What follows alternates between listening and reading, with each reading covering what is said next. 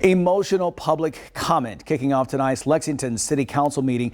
Speaking on Zoom, family members of a black teenager with autism hit by a police cruiser begging for more information into what happened to him. Their pleas are backed up by the group LPD Accountability, which gained traction during last summer's protests over racial injustice.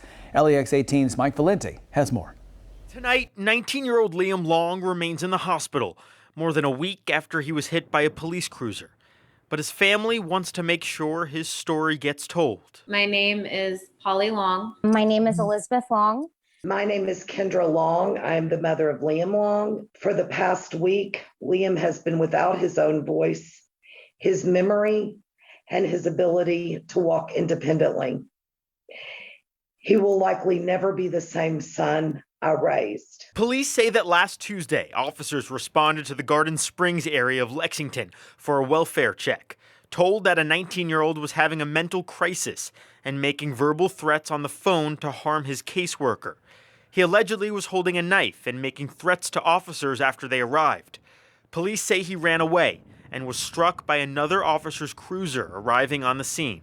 Liam's family disputes this account, claiming that conversations with eyewitnesses lead them to believe the cruiser targeted Liam and that police continued to yell at him while he laid motionless in the road. Rather than contact our family and mental health professionals, the police were called to treat Liam as a criminal.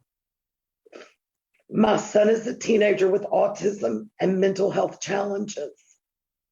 While he needed care, he was responded to with force. Police told LEX 18 he suffered non-life-threatening injuries.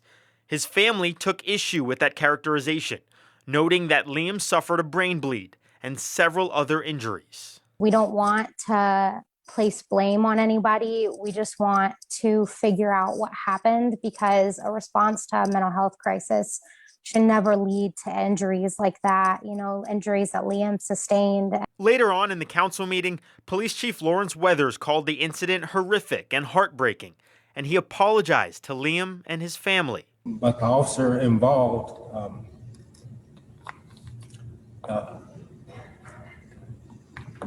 he's dealing with some things too, not anywhere on the scale that the family's dealing with.